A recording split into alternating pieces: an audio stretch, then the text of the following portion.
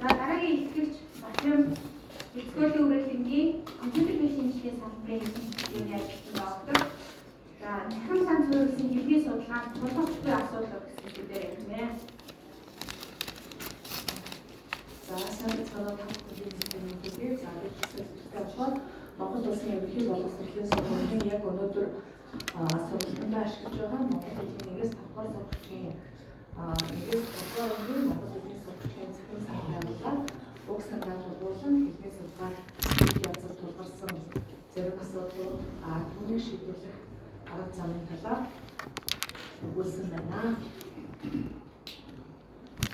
За бид судалгааныхаа ажлын хүрээнд бол 3 талаас судалгаа хийсэн байна. За нэгдүгээр бол хэлзээ судалгааны хүрээнд, хоёрдугаарт нь үгсийн сангийн судалгааны хүрээнд, гуравдугаарт нь ихний судалгааны хүрээнд гэж авч үзэж, за тэгээд бүртгэл, тооцоолол, за тоон материалуудыг цагаар харьцуулах зорилгыг бол дэвшүүлсэн. За зорилгын хувьд нэгдүгээрт нь бол ерөнхий боловсролын сургуульд ашиглаж байгаа Монгол улсын 1-5 дугаар ангийн сурагчдуудыг анхлах сан, үгсийн сан, хэлзээ сан, ихний сан гэсэн үндсэн 4 сан байгуулсан. За улмаар үгсийн аймгийн сан, үгсийн хурлын сан, өгөл бүртгэлийн сан гэсэн бид 3 сан нийтдээ 7 материалын сан бүрдүүлж, за түүнээс урьдсан хэлцүү судалгааныхаа үргэлжлэлээр үгсийн аймаг, хэлцүү хурлал, өгүүлбэрийн бүтэц төрөл, уртын тоо бүртгэлийн, за үгсийн сангийн судалгааны хүрээнд үгийн урт, үе, үгийн тохиромжийн тооцооллыг,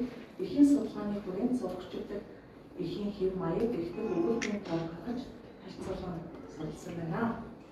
За ингээд захин сан байгуулах, боловсруулах үйл явцын талаас нь ярих юм уу? За сурагчдыг хүний хүчээр компьютерт оруулсан байгаа. За оруулж, за GPG буюу одоо зургийн бүртгэлтэй ахлах материалын сан бүрдүүлсэн. За албаар Notepad програмыг ашиглаж байгуулах гэж байгаа хүмүүстээ үндсэн хэмжээлтийг бүрдүүлээд улмаар 13 онцлог болон хэмжээглийг тэмдэглэж, за нэг жүгийн өсгийн тоог томьёогоор тооцоолоод хэмжээг програмаар хангасан. За үгсийн аймаг болон үгсийн аймгийн хэлцээ хуулийн тоо бүртгэлийг гаргахын тулд үндэс нөхцлөөр гэсэн үгсээр батлаа. За тэгээд ангиллуудыг нөхцөл заасан болохоор компьютер эксел програм за тооцоолох томьёогоор хангасан байна. За энэ судалгааны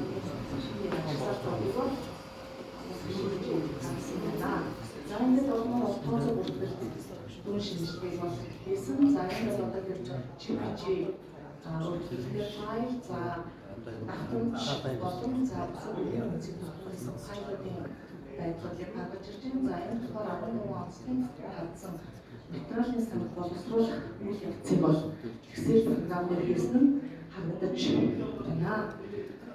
За сурагчид бол одоо хэдэн ангийн сурагчид хамгийн ихний өгүүлбэр бол гараа ирэх гэсэн өгүүлбэр. За эндээс ахуулаад дан үг болон өгүүлбэр, за ихийг бүгдийг оруулсан байна. За үүндээ үгийн хэмжээг бол хатсан. За хатагтай болохоор Монгол Улсын их сургуулийн докторант судлаач оюун-гэрийн боловсруулсан тэмдэг програмыг ашигласан бөгөөд, за Пенсильвани их сургуулийн боловсруулсан тэмдэг програмаар оруулж өгсөн. За тэгснээр тухайн үг бол үлийн бүлэгт хамаарч байна уу, нэгэн бүлэгт хамаарч байна уу гэдгээс гадна, за үлийн эзэн нь ямар төвшинтэй байна гэдгийг асан байгаа. За хамгийн ихний зургийг харах юм бол тийм үсэг байна. За тийм үсгийн хоёрт байгаа бол тухайн эзэн биеийн өгүүлбэрийн эзний гаргаж өгсөн энэ ажлыг бас харуулж байна. За энэ болохоор Пенсильвани их сургуулийн тэмдэг хөгжлийн банк програмаар өгүүлбэрийг гаргаж ирсэн тэмдэглэлийг харагдаж байна. За энэ болохоор Word-ийн файл дээр анх тэмдэг хатсан. За жишээ нь гэрээ гэдэг үгийг авч үзэх юм бол гэр гэдэг нэр үг noun, genitive case дээр гэх юм уу, тэгээд авах нь доогор зургийн ард гэр гэдэг тухайн үнцний ямар хэлбэрт байгаа гэдэг боловсрол үйл явцыг бид ингэж харуулж өгсөн байна. За тэгээд энэхүү үйл явцуудыг хийх явцад тулгарч байгаа ямар бэрхшээлүүд бид нар гасан түүнийг бид нар хэрхэн шийдвэрж байна, цаашид бид нар юу анхаарах энэ хэсэгт бол харуулж байна. За тэгэхээр тооцоо бүртгэл гаргах болон энэхүү судалгаа маань өөрөө анхдагч, за нөгөө талаар хэрэглээний шинжтэй хавсан хэл шинжилгээ онцлогтой учраас яг яаж гэвэл илүү богино хугацаанд үр дүн гарах вэ гэдгээ бид нар мэдэхгүй байсан. За тэгээд цаг хугацаа бол нэлээд зарцуулсан. За хоёрдугаар нь яг энэ судлаач оюутнуудын боловсруулсан хэлцэн кодыг суулгах хийх явцад жишээ нь үгийн өнгөрсөн цаг байлгаас сан, ЖВ, лаач гэх юм уу эдгээрийг ганцхан нэг тэмдэглэгээр тэмдэглэсэн байсан нь өгүүлбэрийг ялгахад асуудал үүсгэсэн. Тийм учраас бид тус бүрчлэн дахиад тэмдэг хангах, тэмдэг боловсруулах гэх зүйлийг бий болгосон. За дараа нь үгийн сангийн давтамжийг бол гаргасан. За мэдээж Монгол хэлний зэрэгсээ давтамжийн програм гаргаж учраас Японы програмыг ашигласан. Гэвч тусдаа бичигддэг энэ менжин, тань, руу гэх юм уу иймэрхүү нөхцлүүдийг тусдаа үг гэж авах өмнөх үеийн тахад бас судалгааны дээр гарах тэмдэг хадах Монгол хэлний зориулж боловсруулах гэх юм шинэ үйл явц бас их цаг орж ирсэн. За үүнээс гадна за үг өгүүлбэр эхийн уртын тооцоолыг томьёогоор тооцох гаргасан ч гэсэн суул хүчийг тавиулах стандарт байгаагүй. Тийм учраас жишээ нь 2 дугаар ангийн өгүүлбэрт бол нэг их байлаа 2 өгүүлбэртэй хамгийн 27 үгнээс бүтдэг ч юм уу. Гэтэл энэ нь болохоор тухайн үгтийн насыг төвлөрүүлээд 27 үгтэй өгүүлбэрийг тухайн үг хэр ойлгоод буцаагаад тэр тасгал даалгаврыг ажиллаж байгаа вэ? Энэхүү асуудалтай бас их үстэй.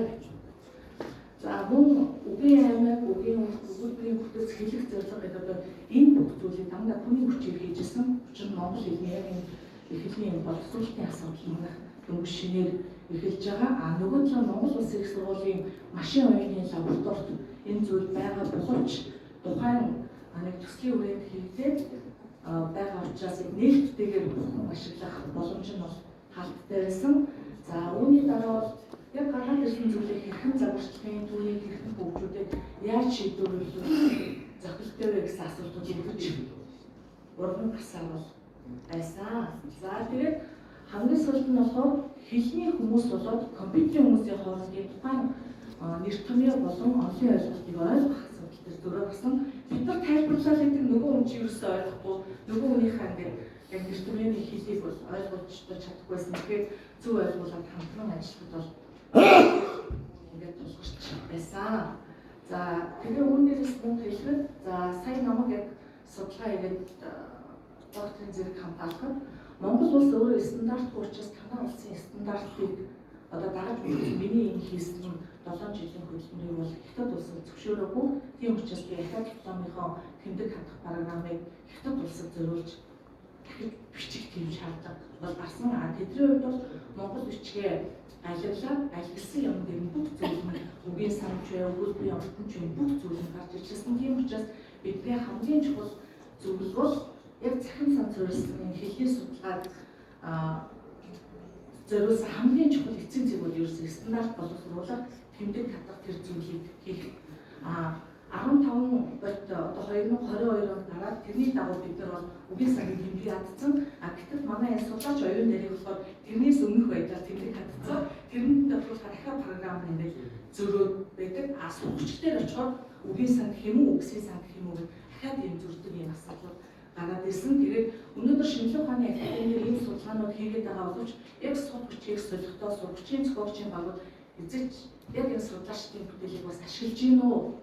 Ямар нэгэн байдлаар харж үзэж гин үү гэдэг энэ асуудал бас хөндөй буюу одоо энэ судлаачдын хамтын ажиллагаа их хол байгаа гэдгийг бид яг энэ судалгааныхаа ажлын үр дүн бол мэдэж авсан. Тэгэхээр нэр томьёог зөв оноо тогтоож ирлээ стандартыг боловсруулж одоо баримтуулах ажлаар бидний тэрмүүд хийх ёстой ажил байна. Хоёрдугаар хүний хүчээр хийдэг ажлыг хөнгөвчлөх, боловсруулах болгох чиглэсэн програм хангамжийн тийм мэргэжилтүүдийг илүү бэлтгэх хэрэгтэй гэсэн ийм хан одоо үлдээх хөө үлдээх болж байгаа. Тэгээд анхаарал тавьсан.